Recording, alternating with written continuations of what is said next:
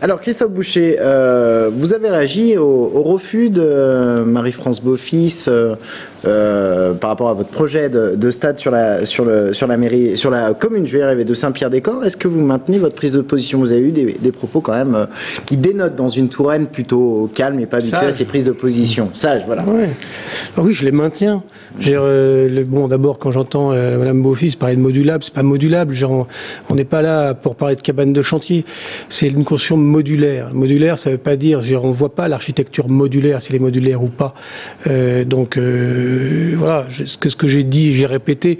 Vous savez, on travaille sur ce projet avec un entrepreneur qui fait des constructions partout en France. C'est-à-dire que moi, la société que je dirige par ailleurs, Sport5, on fait avec plusieurs entrepreneurs. AOC est en train de faire un centre de formation de plusieurs centaines de mètres carrés. Dans cette construction-là, dans un site protégé. Vous pensez bien que toutes les autres communes en France ont le même souci que ce soit esthétique. Là, c'est pas une question d'architecture. L'extérieur des locaux peuvent être très bien, peuvent être très beaux.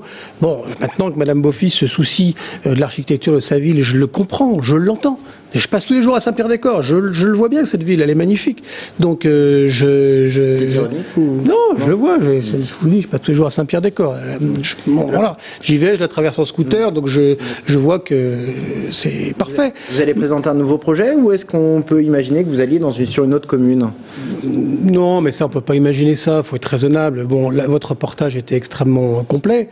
Les images se suffisent d'elles-mêmes. Alors, le débat, il est beaucoup plus large qu'effectivement, est-ce qu'on doit poser ce centre d'entraînement à l'endroit où il est posé? Est-ce qu'on doit avoir un débat avec la mairie de Saint-Pierre-des-Corps sur des constructions modulaires? Encore une fois, je le répète, c'est très important. Modulaire, ça ne veut pas dire inesthétique. On ne parle pas de cabane de chantier. Il ne faut pas tout confondre. Je le dis parce que on l'a fait, ça a été cité en référence partout en France. On a fait tout le siège olympique de Marseille en modulaire. Si le projet n'avance pas, est-ce que vous avez démissionné? C'était une menace que vous aviez. Non, je menace personne. Voilà, non. Moi, je suis venu dans ce projet parce que j'habite ici, parce que effectivement, il y avait un problème de dialogue entre les collectivités au sens général du terme et le club. Bon, je constate effectivement que c'est compliqué. Qu'est-ce qu'il faut pour vous? Ce qu'il faut, c'est que c'est un peu le serpent qui se mord la queue. On réussira pas avec les infrastructures qui sont les nôtres.